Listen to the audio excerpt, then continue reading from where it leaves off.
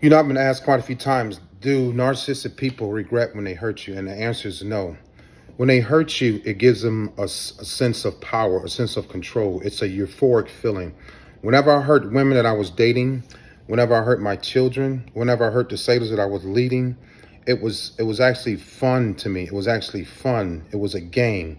It was a sense of accomplishment. And this is really a really sick mindset. And a lot of y'all don't notice these things, but I'm going to tell you, people are going to unfollow me and not like what I'm saying, but I want y'all to know so that you can course correct and understand when a narcissistic person says something to put you down, to hurt your feelings, to make you cry, to lie in your face when you know that they're lying.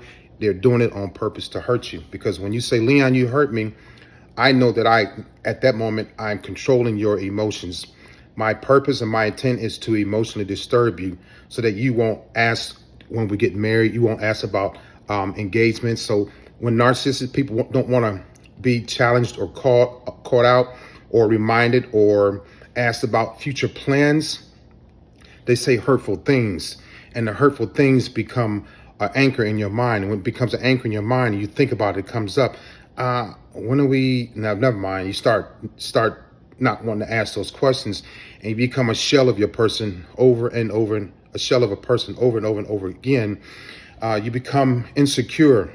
You become quiet. You lose your confidence. You lose your self-esteem. This is what the narcissistic people want you to do, because calling people names, putting people down, I saw it when I was a child, and I saw what it did to my mother. I saw what it did to my sister. I saw what it did to other people, and I felt what it did to me when the men in my family were calling me names and putting me down, telling me to shut up, quit crying, quit acting like a sissy, suck it up, you're being a little punk. And so I didn't have to say that to women that I hurt. When I said the words that they didn't like, when I said the words that were very hurtful, I knew that they were going to suck it up. I knew that they were wanting to cave in. I knew that they wanted to cry. One thing you should never do with a narcissistic person is let them know, Leon, you hurt me. I know it's hard not to do it in the beginning, but when you tell them that, you put them in control, you put them in complete power. Because when I hurt you, I would say, well, you shouldn't have pissed me off. That's the first thing that came out of my mouth. Or it's not a big deal. I just called you a name. And a lot of times what happens is when you meet a person, after a few weeks or a few months, you tell them that your ex called you names. You tell them that your ex put you down. Tell them everything that your ex did. Stop doing that, because that's what narcissistic people are going to do.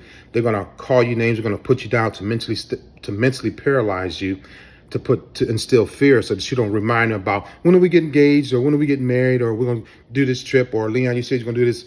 They don't like those reminders, because in the beginning they're going to do everything that they think you want them to do. They're going to make false promises, the future faking, and then when it's time to show up and do it, they can't do it, or they don't want to do it, or they don't like you as much as they used to, so they're not going to do it. And when you remind them about what they said months ago, they get pissed off. They call you names like your ex called you names, and puts you in a state of shock. Like, I can't believe you said that to me. Well, I can't believe you made me say it to you. That's what I used to always say. So I had a problem with being verbally abusive. In 2004 and 2005, I got in trouble in the Navy. I was put on investigation because I was verbally abusive to my sailors. I had to go see a psychologist about my verbal abuse. They thought that I was bipolar, but clearly I was narcissistic. I knew this, but they didn't know, so I wasn't going to tell them. But, I got in trouble because of my verbal abuse.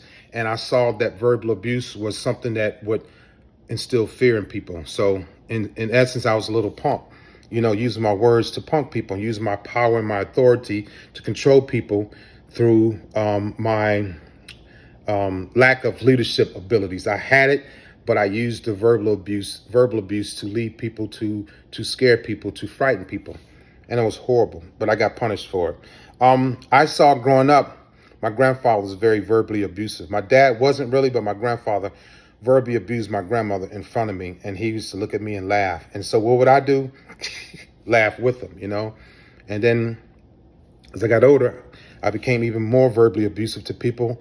And while I was in the Navy, when I would verbally abuse people and they would walk away or cry or stump or, fall apart, I would laugh, So I was groomed to be verbally abusive. I was groomed to not have regret when I hurt a woman's feelings.